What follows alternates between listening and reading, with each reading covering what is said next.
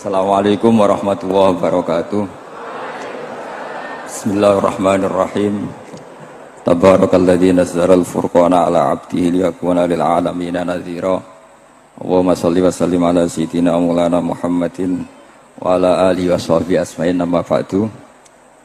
Yang sangat saya hormati Rektor Tribakti Kiai Haji Abdul Kafabi, semua keluarga Lirboyo, semua yang hadir yang saya hormati. Ini tadi saya diajari doa maksa Tuhan. Saya punya sanad yang mungkin lebih keren.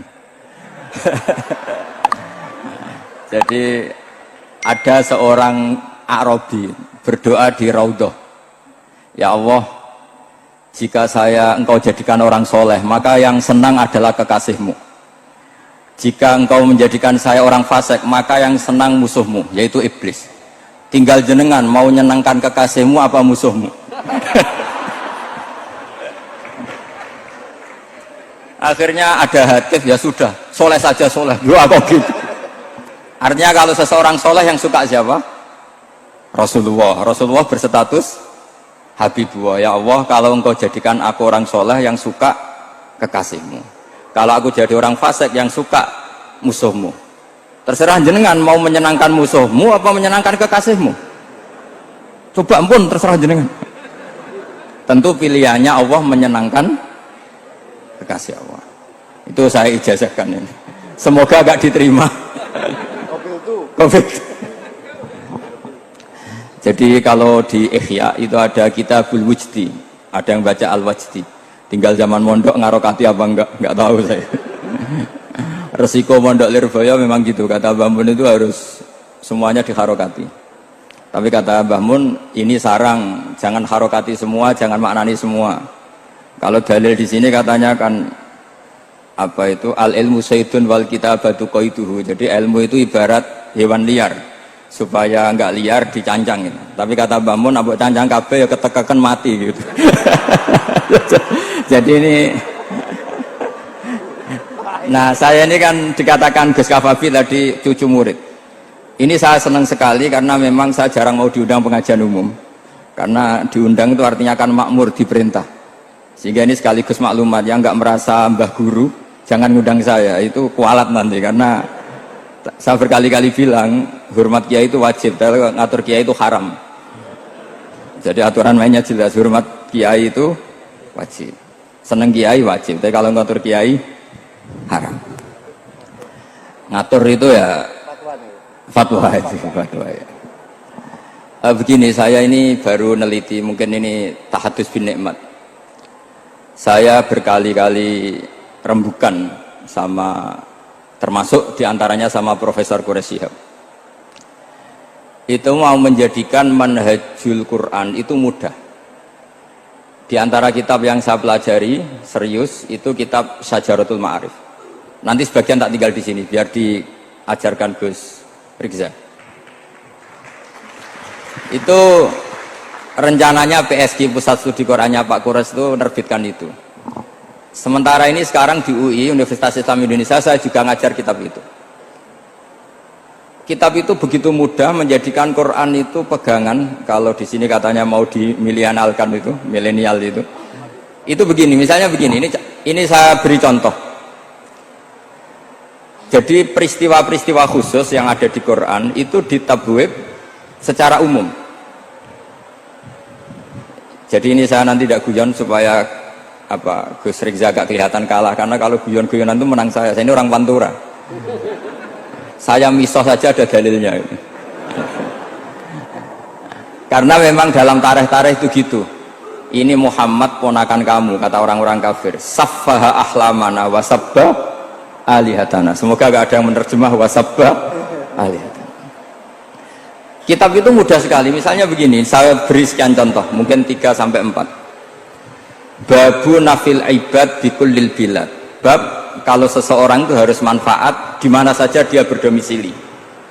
Terus beliau secara mudah bilang, qala ta'ala hakian an Isa bin Maryam wa ja'alani mubarakan ainama kuntu. Saya adalah orang yang hidup di mana-mana itu membawa apa?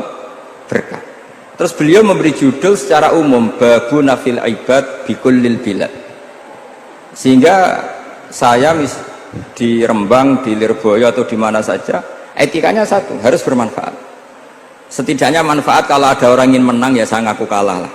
Kalau ada orang yang ingin saya diangkat jadi murid ya oke, saya jadi murid beliau, nggak masalah. Karena bagian dari kesalian itu tawadhu. Pasti yang tawadhu jadi wali, karena man tawadhu'a rafa'ahu Allah. Yang kumo luhur jadi guru pasti tidak jadi wali.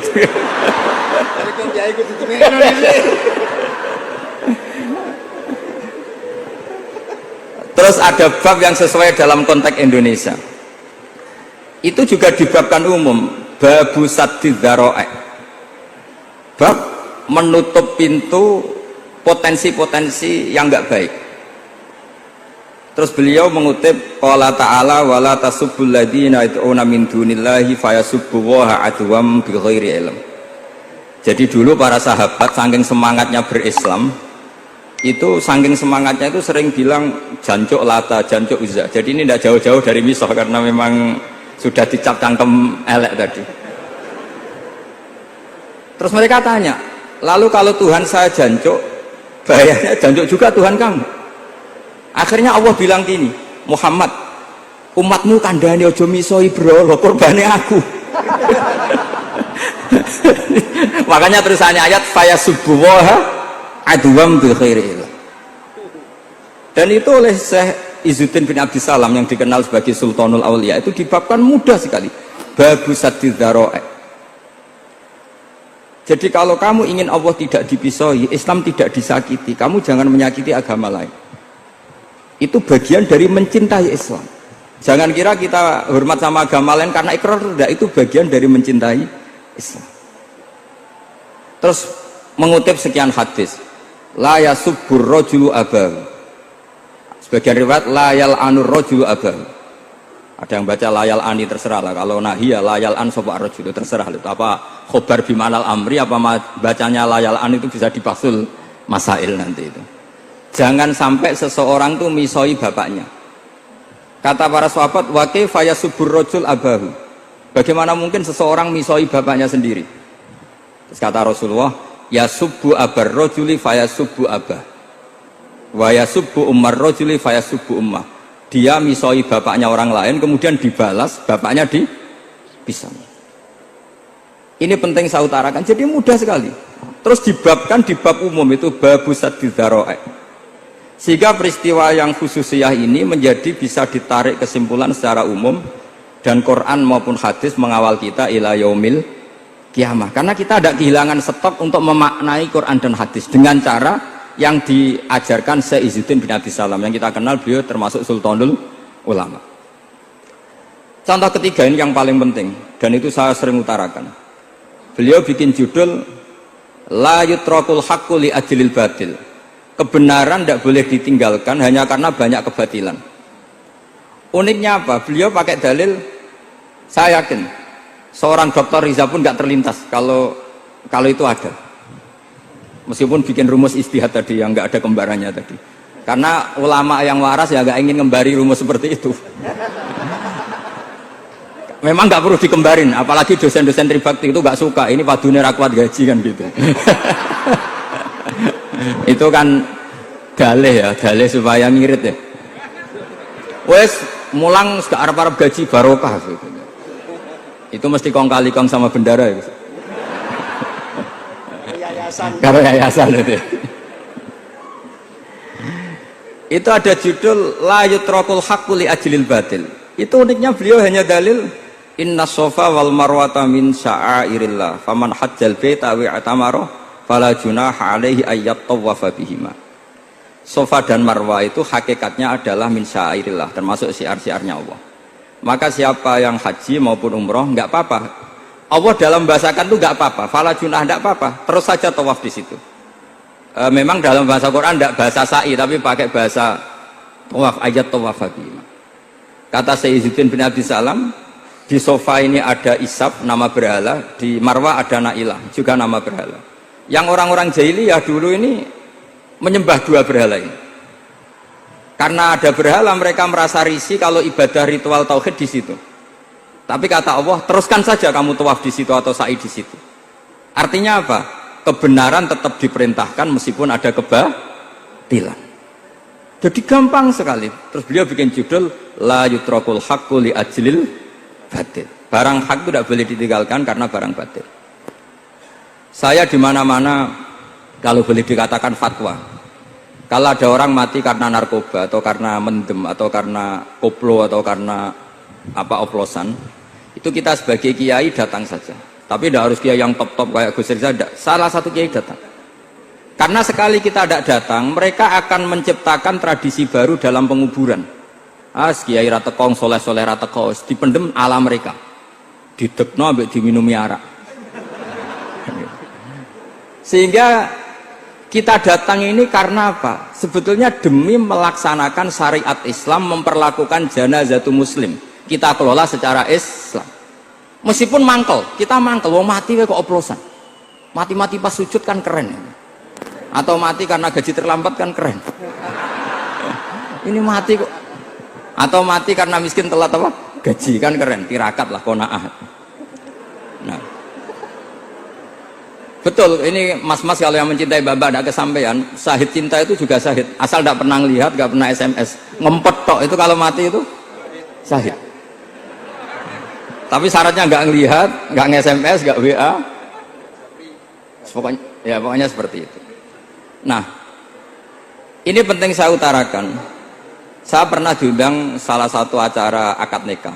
Itu yang undang itu nanggap ketoprak. Gus, nanti ada ketoprak di rumah saya, tapi jangan nggak usah lihat itu. Tapi jam 9 ngakatkan anak saya. Ya saya datang. Pas itu memang nggak ada udzur, saya datang. Itu sudah ada biduannya banyak di situ. Kenapa saya datang? Pikiran saya tadi, kalau kiai tidak menyaksikan akad nikah, nanti mereka bisa bikin cara akad dengan cara mereka sendiri. Sehingga takbir-takbir yang di fikih, misalnya walimatul ursi itu kalau ada ikhtilatur rijal wan nisa haram hadir. Itu nggak pernah dilakukan oleh guru-guru kita. Setahu saya, Mbah Mun, bapak saya, guru-guru kita, meskipun ada ikhtilatur rijal wan nisa, mereka kalau ada walimatul ursi asal tidak ada udzur itu datang. Karena la yutrakul haqqu li ajlil batil. Padahal jelas dibajuri di Anatul Talibin, jika hunaka muharramun harumal hudur. Entah kalau Gus Rizal baca hurrimal hudur atau harumal hudur, tidak tahu. Saya ini kan bisa debat ini. Karena saya santri sarang, jadi kalau baca 2 kali, harumal khudur atau hurrimal khudur. Tapi kalau yang santri sini mau tidak mau ya anut harokatnya guru tadi.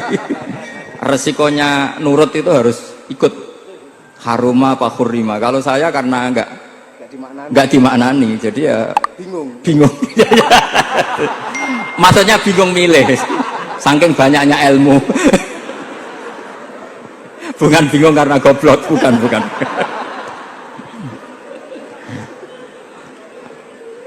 Ini penting saya utarakan. Jadi judul itu penting sekali. La yutrakul haqqu li ajlil batil. Contoh keempat, babu tolabil manzilah. Seorang yang terpercaya itu boleh cari pangkat di pemerintahan. Beliau dalilnya gampang sekali. Yusuf ketika merasa mampu mengendalikan ekonomi, ketahanan pangan zaman itu, beliau matur ke Aziz, ke penguasa Mesir, qala ja'alni ala khazainil ardh. Jadikan saya sebagai pengelola hasil bumi. Ini hafizun alim. Saya ini orang terpercaya. Saya ini orang yang pinter. Maka ngaku pinter itu boleh asal pinter betul. Karena Nabi Yusuf bilang ini hafizun alim. Ini sudah 4. Sampai berapa? 7 sampai 7. 5 aja nanti ilmunya habis. Jadi saya mohon nanti kitab itu saya tinggal 1. Tolong dipelajari teman-teman supaya apa ya, ada cara mudah. Dan kitab itu pernah dibaca Syekhina Kiai Maimun di Sarang, pernah tak bawa ke Jakarta, saya diskusikan dengan Pak Profesor Quraisy Shihab. Terus sekarang juga dalam proses diterjemah. Tapi saya mohon ini yang nggak penting, terjemahnya itu nggak penting sebenarnya. Ini anak-anak Lirboyo kan bisa ngartikan sendiri, bukan sekedar terjemah tapi ngartikan sendiri. Itu unik, cara memahami itu unik sekali dan mudah. Jadi setiap peristiwa khusus itu diberi judul umum.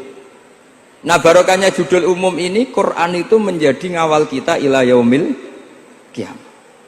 Tapi kalau itu kamu anggap ini peristiwa Yusuf, ini peristiwa Yakub, peristiwa Ibrahim, maka seakan-akan Quran itu tidak untuk kita. Makanya tadi, misalnya wala tasubul ladina dibabkan babu saddid dzara'i. Itu semudah itu, segampang itu. Sehingga dalam kitab Minhajul Abidin diterangkan ada seorang wali yang takut dosa karena banyak perempuan cantik yang pakai celana pendek, banyak bulat loh di dunia itu. Singkat cerita dia uzlah, dia santai-santai di gunung makan rerumputan. Terus ada wali yang kelasnya lebih tinggi. Kamu di sini ngapain uzlah? Kenapa? Meninggalkan dosa. Terus digojlok sama wali yang lebih senior. Kira-kira ya saya gojlok Gus Rizal gitu. Kata si wali yang lebih senior tadi, taraktum ummata Muhammadin fi aidil mubtadi'ah. Sebetulnya kamu itu tidak menghindari dosa, tapi malah parah. Ketika umat tidak kamu pimpin, artinya membiarkan dipimpin kelompok lain. Dan itu bisa orang ahli bid'ah, bisa orang kafir, bisa yang lebih menyesatkan. Jadi uzlah itu tidak solusi. Ini pentingnya pembanding. Jadi gak apa-apa nanti setelah saya ngisi, dikasih kesempatan untuk bully saya, gak apa-apa. Saya terlalu sakti untuk dikalahkan. Jadi artinya muhibbin saya itu gak ngefek lah kalau saya diadili siapa? Gus Riksa. Gak ngefek. Jadi menurut saya nanti tak kasih kesempatan untuk ngadili saya. Terus setelah itu selesai, saya tidak jawab lagi. Sebagai latihan calon wali itu harus sabar, man. Jadi wal kadhiminal ghaidha wal afina anin nas. Jadi setelah saya dibully nanti saya bilang sudah saya maafkan, wassalamualaikum, terus gitu. Terus contoh yang paling ekstrim gini Gus Rizal, ada contoh babu jawazin namimah limaslahatin. Bab boleh adu-adu. Adu-adu itu mengadukan satu peristiwa yang buruk ke orang lain karena maslahat. Itu contohnya unik sekali. Saya ini bingung, masa ada namam atau namimah kemudian ditoleransi. Terus beliau pakai dalil wajah rajulun min aqsal madinati yas'a qala ya Musa innal mal'a ya'tamiru nabika liyaqtuluka fakhrus innilaka minan nasihin. Musa, saya ini pegawai kerajaan Fir'aun, saya termasuk perwira di kerajaan Fir'aun. Saya tahu rapat tadi malam itu memutuskan menangkap kamu untuk dibunuh. Maka kamu harus secepatnya keluar dari Mesir. Itu kan sebetulnya tipikalnya agak namimah, adu-adu, tapi limas lahatin. Itu mudah sekali kitab itu. Jadi saya mohon anak-anak Tribakti yang mau mengkaji Quran ingin alim, pakai kitab itu. Saya jamin kalau khatam pasti alim. Khatam paham maksudnya. Daripada sampean pakai metode usul fikih itu keruwetan, karena selain judulnya sudah ruwet. Usul itu sudah ruwet. Dulu saya ngaji di sarang itu semua satu kelas itu semuanya dapat 4 terus. Kecuali saya tidak dapat nilai karena gurunya bingung biji. Tidak tahu bingungnya itu karena dianggap terlalu alim atau terlalu goblok, tidak tahu saya. Yang jelas usul fikih saya itu nggak ada nilainya. Begini kalau dalam usul fikih kan begini. Ya ini agak menghormati pasca sarjana, jadi agak-agak ruwet biar kesannya itu ya intelek atau pinter lah gitu. Kalau guyon terus itu kan nganggap sampean itu isane mau paham guyon itu. Jadi kan ngregani orang seperti orang guyon terus itu. Tapi ini agak serius. Begini. Misalnya saya sebagai kiai ngundang Zaid, kamu ke sini. Saya jelas sebut Zaid ke sini, ada tamu. Sebetulnya saya ingin Zaid apa ingin cah dalam siapa saja asal bisa melayani tamu. Zaidun itu zikrul ba'di wa iradatil kul apa zikru zaidin fi ainihi. Itu kan jadi perdebatan di ilmu usul fikih. Ketika Zaid gak ada, terus di situ ada pelayan yang bernama Bakar Umar gak datang, pasti kayaknya marah. Cek sombong ya santriku, tak udang rano sing moro. Terus misalnya anak-anak bilang, Pak Yai Anda kan tadi manggil Zaid, gak manggil kita. Cek goblok maksudku ono sing nyuguhi teh. Ora kudu Zaid, Bakar Umar ya kena. Bocah kok goblok kan mesti gitu. Artinya gini, menyebut aktor dalam Quran atau hadis itu yuradu syakhsun bi'ainihi, apa itu bagian dari zikrul ba'di wa iradatil. Sehingga semua peristiwa di Quran entah itu nyebut Fir'aun berarti mewakili orang togo, orang yang lanjut. Menyebut Musa mewakili orang baik. Apa bagaimana? Itu jadi perdebatan. Nah itu di kitab usul fikih itu penjelasannya ruwet sekali. Sehingga mungkin misalnya begini dalam satu kaidah usul fikih. Hormati tamu yang datang ke saya, siapa saja. Setelah itu saya ralat, hormati Zaid jika datang bertamu ke saya. Dalam usul fikih itu potensi Zaid ini menjadi mukhassis, berarti siapa saja menjadi batal karena ditaksis kata Zaid. Ada potensinya begini, siapa saja tetap berlaku, dan kiai menyebut Zaid adalah zikru ba'di afrodi dzalikal kulli, menyebut individu dari kuliah yang masuk. Jadi tetap hormati tamu siapa saja, yang termasuk siapa saja adalah Zaid. Apa siapa saja tidak menjadi hukum karena terganti hanya khusus Zaid. Itu jadi perdebatan di perdebatan usul fikih. Jadi terlalu ruwet. Tapi kalau di kitab tadi yang Sajaratul Ma'arif karangannya Izzuddin bin Abdis Salam, itu gampang sekali. Saya baca itu min awali hatta akhir itu tidak ada yang iskal, gampang sekali, mudah sekali. Karena tadi mungkin dikarang ahlinya dan dibaca oleh ahlinya, jadi gampang sekali ini. Jadi semudah itu, istidlal itu gampang sekali. Ya saya ulang lagi tadi, karena ditulis orang ahli dan dibaca oleh orang ahli. Tapi saya pastikan kitab itu tuh mudah sekali. Kenapa saya menyarankan begitu? Karena begini, sekarang tuh banyak orang menafsirkan Quran karena hanya melihat terjemah atau dengar-dengar dari orang lain. Sementara kita yang gudangnya, kita ya semua lah, santri, sarang, lirboyo semua, itu tidak mau memulai. Andai kan kita mau memulai, maka kita akan tahu apakah zikrus syek itu menjadi ta'yin, harus itu, atau zikrus syek itu zikrul ba'di wa iradatil qul. Saya beri contoh masalah hukum fikih, karena ini bidang saya dulu ketika muda sering makili Anwar Musyawarah di Lirboyo. Dulu yang makili Lirboyo Gus Isom, Gus Rizza belum musuh saya dulu, belum musuh saya dulu. Jadi kalau musuhi saya itu terlambat, saya sudah sufi, sudah agak ahli fikih, sudah pensiun, bukan karena sudah bodoh, tapi sudah dan diurusi sing nom-nom gitu. Sudah makam saya sudah ndak itu sudah. Ndak tahu entah makam saya dari mana, ndak tahu saya. Misalnya begini, saya beri contoh. Di antara yang nggak boleh dalam pernikahan adalah wa antajma'u bainal ukhtain. Menikahi mbaknya plus adiknya, fi nikahin wahid, tahta rajulin wahid. Jadi nggak boleh mempoligami mbak bersama adiknya. Kalau kita percaya zahirun nas, maka yang haram hanyalah wayoh atau berpoligami mbak dan adik. Dan itu bahaya kalau Anda memahami seperti itu. Zaman Rasulullah Sugeng ngendikan ditambahi satu tok sama Nabi.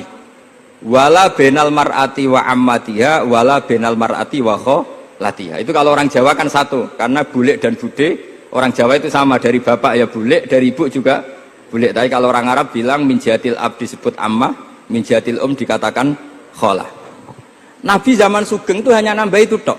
Juga agak boleh menikahi ponaan plus buliknya atau menikahi buliknya plus ponaannya. Kemudian oleh ulama fikih ditambahi satu kaidah, dua perempuan yang kalau saja laufurido itu kalau saja diandekan yang satu lelaki tidak boleh nikah, maka orang ini tidak boleh dijamu dikumpulkan tahta rajulin wahid.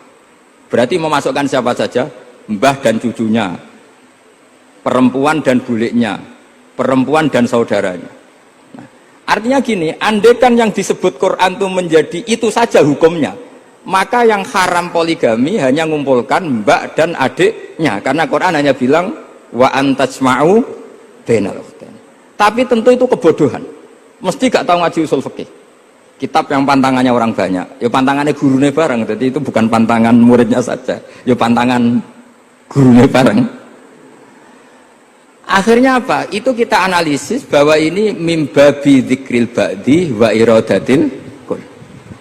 Mungkin ada ulama yang era Imam Syafi'i meredaksikan wa antajma'u bainal ukhtain ibaratun anil jam'i bainal mahromen. Apapun itu, tetap ukhtain di sini itu satu percontohan mengumpulkan dua perempuan yang ada hubungan mahram, entah karena saudara kandung atau bulik bude atau mbah sama cucu. Lalu pertanyaannya, kenapa Quran tidak menyebutkan mbah dan cucu? Kebayang nggak misalnya Gus Rikza nikah orang perempuan cantik umur 25 plus mbahnya umur 70 tahun? Nggak mau membayangkan. Katanya tidak mau membayangkan. Artinya gini, orang waras itu tidak akan melakukan seperti itu, maka nggak perlu dilarang. Tapi nak rabi bae sesuai gedon jebule ayu adi itu banyak. Terus dengan mbak mati itu banyak itu mungkin. Sehingga yang potensi bahaya itu wa antas mau penal ukten. Karena yang potensi nakal itu ya itu tadi. Ron mbak luwe ayu rabi adike, semoga kalau sedang keluarga orang lain ceraikanlah. Tungone maksa. Tungone maksa niku wae.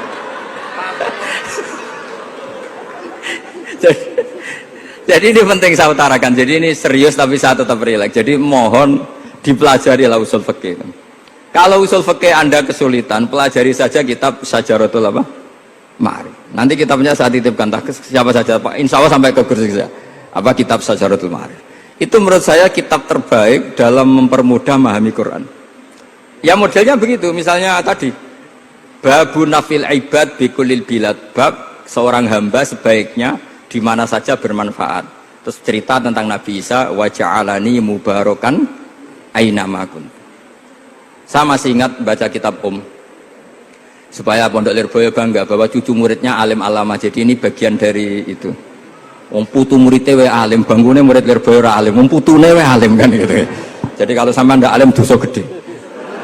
Saya kata Gus Kafabi kan putu murid, wong putune we alim mosok muridnya gak alim. Awas nak teman ke alim, sini-sini wong. Jadi harus mengkaca putune wae alim, apalagi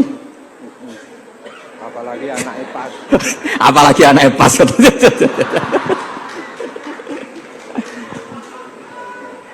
Jadi tadi sampai mana, Gus? Lupa ya. Sampai adik ayu. Adik ayu. Mbake sing ayu. Ditungakno tadi. Iya, ditungakne bentang mati adike oleh mbake. Tapi adike mati, Gus. Saya teruskan lagi ya. Jadi kalau saya masih ingat baca kitab karangannya Imam Syafi'i dalam tema yang mirip ini.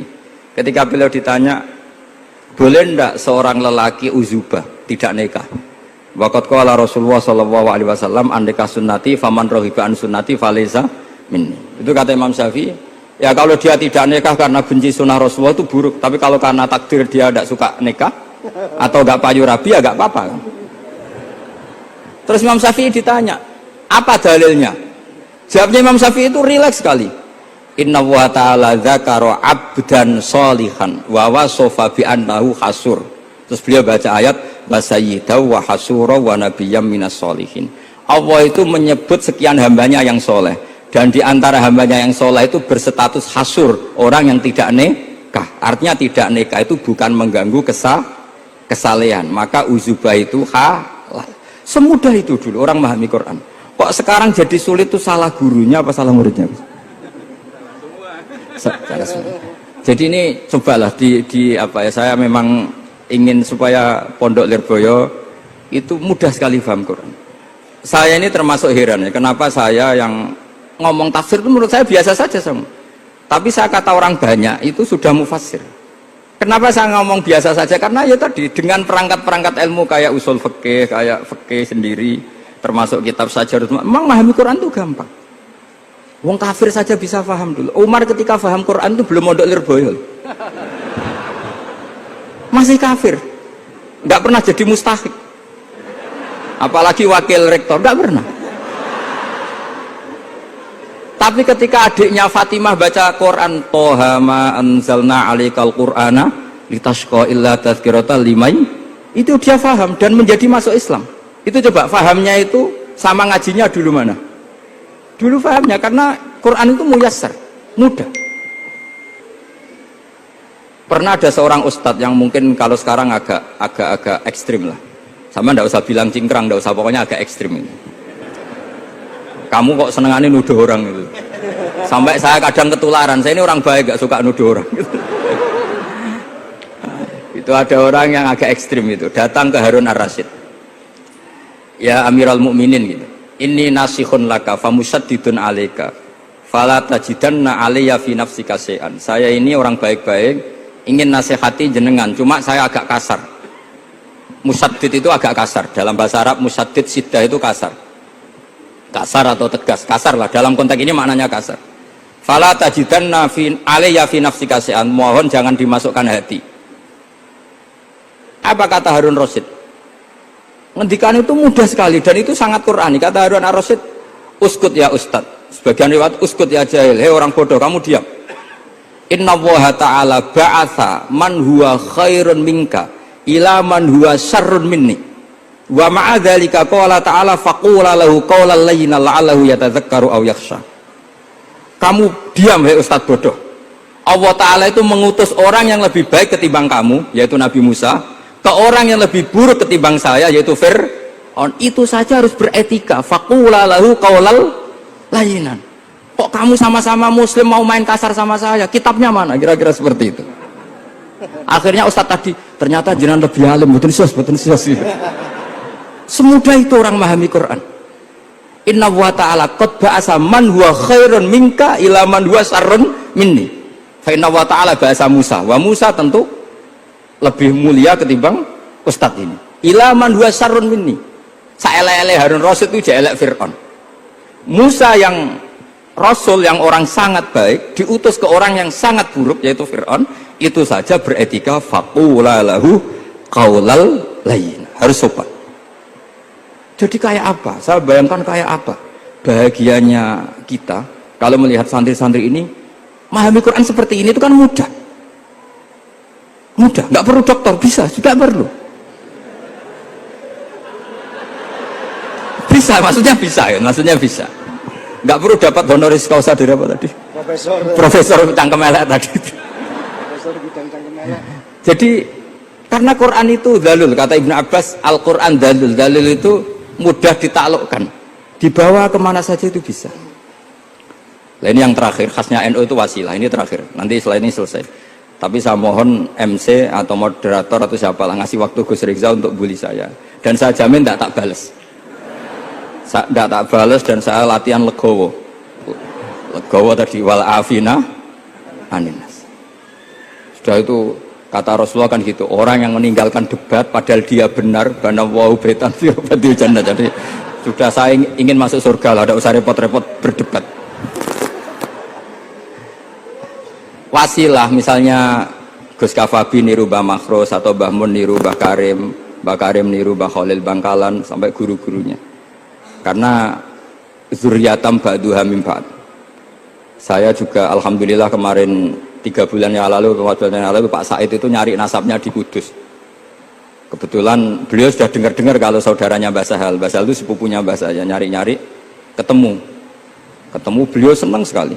Cuma terakhir tanya saya, Gus, saya dengan kamu tua mana? Tua saya, buyut kamu adik buyut saya, kata saya. Nyai Fadilah itu saudaranya buyut saya, Mbah Maksum, buyut saya. Yang di Pondok Damaran, saya sampai sekarang masih ngajar di Pondok Damaran, belakangnya Masjid Menoro itu. Mbah Mun pernah cerita gini, orang itu banyak yang anti wasilah. Wasilah itu ya niru guru, gurunya guru. Langsung niru Kanjeng Nabi, atau langsung niru pangeran kan. Itu Mbah Mun, saya masih ingat betul dalilnya, mau ihdinas siratal mustaqim siratal ladzina an'amta 'alaihim. Jalan yang lurus adalah mengikuti orang-orang yang telah engkau beri nikmat. Kenapa Allah tidak menghentikan siratoka, jalan kamu, jalan engkau? Allah itu tidak makan. Bagaimana cara kita niru Allah makan? Wong Allah tidak makan. Allah tidak tidur. Bagaimana kita niru Allah tidur? Fa inna Allaha la ya'kulu wa la yanam wa la yashrab. Nah, niru itu ya orang, kata Bamun, karena manusia itu hadis, Allah itu qadim. Jadi tidak ada hubungannya barang hadis dan barang qadim.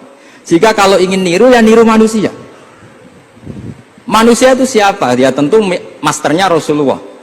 Tapi kan walau lala ulama lama arafnal anbiya. Tanpa ulama kita tidak tahu Nabi melakukan apa, karena ini butuh sanad. Masyhur itu, walau la murabbi lama arafna rabbi. Tanpa murabbi kita tidak tahu rabbi. Nah, ini penting saya utarakan, sehingga di Quran itu setiap orang baik itu disebutkan orang-orang baik itu siapa? Ulaika alladzina an'ama Allahu 'alaihim minan nabiyina min dzurriyyati Adam wa mimman hamalna ma'anu wa min dzurriyyati Ibrahim wa Israila wa mimman hadaina wastabaina. Selalu orang baik itu diceritakan orangnya dan ngikuti orang juga. Ulaika alladzina hadahum wa fa bihudahum muqtadi. Kenapa? Karena kita tidak bisa niru Allah, karena Allah itu tidak makan, tidak minum, tidak tidur, tentu tidak nikah. Tapi sekarang orang tuh geger, wanut guru-guru ra mesti bener. Sing marai kaidah nak guru ra mesti bener tuh kita. Kita setiap ngajar di Lirboyo di Sarang bilang selain Rasulullah Muhammad tuh tidak maksum. Jadi mereka ketinggalan kalau ngomong kiai ra mesti bener. Tahu kita mulai kecil diajarin selain Nabi kok ora maksum. Dekne ro ilmu anyaran kok ngandani sing mulai bayi alim itu kan lucu. Kita mulai dulu tahu selain Nabi itu tidak maksum. Kok malah dikandani kiai tidak mesti bener, kenapa diikutin? Udah tahu kalau kiai tidak mesti bener. Cuma kalau kiai tidak mesti bener, nak kue mesti ora bener. Lagi-lagi gerakan cangkem elek kan gitu. Kalau kiai itu hanya mungkin tidak bener, kalau kamu mesti tidak bener. Ini penting saya utarakan sehingga mudah sekali. Apa dalilnya wasilah? Ya kita jawab saja. Ihdinas siratal mustaqim, siratal ladzina an'amta alaihim. Semudah itu Quran dipahami ahlinya. Tapi sekarang kok memahami Quran jadi sulit, saya menjadi tidak tahu. Ya seperti tadi Izzuddin bin Abi Salam itu banyak dalil la yutrakul haqqu li ajlil batil. Itu contohnya itu hanya inna sofa wal marwata min sya'airillah. Ketika sofa dan marwah belum steril dari berhala-berhala itu, ketika Ka'bah belum steril dari berhala-berhala itu, Nabi tetap tawaf di Ka'bah, tetap sa'i di sofa dan marwah. Kemudian itu disimbolkan la yutrakul haqqu li ajlil batil. Segampang itu agama. Tapi kenapa menjadi sulit? Jadi saya mohon sekali karena kitab itu sedang dikaji di PSQ Pusat Studi Quran, juga dikaji di pondok saya. Dulu Syekhina Maimun pernah baca juga. Sekarang di UII yang ngajar saya. Jadi saya ingin, dan itu diajarkan ditulis lah oleh ulama sing ma'ruf, bahkan gelarnya Sultanul Ulama. Dalam kasofnya Sayyid Abil Hasan Asyadzili, dalam kasuf beliau mengatakan, saya pas kasuf dengar satu suara, satu hatif, ya Ali, ma'ala wajil ardi, tidak ada di muka bumi ini kajian fikih sing abha, yang lebih bersinar, yang lebih moncer ketimbang kajian Izzuddin bin Abdi Salam.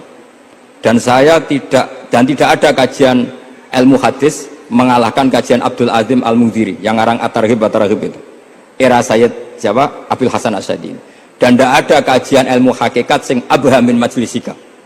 Dan alhamdulillah kita punya kitab itu, Qawaidul Ahkam Syajaratul Ma'arif Izzuddin bin Abdi Salam. Juga kita punya kitab Abdul Azim Al-Mundhiri karena kita pakai At-Targhib At-Targhib itu mukhtasornya Muslim juga.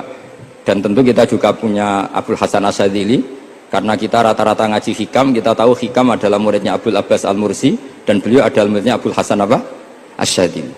Sehingga kita insya Allah ngalami dzurriyatam ba'duha min ba'd, baik dzurriyah nasabiyah maupun dzurriyah sababiyah. Kayak saya tadi dikatakan Gus Kawabi putu Lirboyo karena Mbah Mun ngaji di Lirboyo.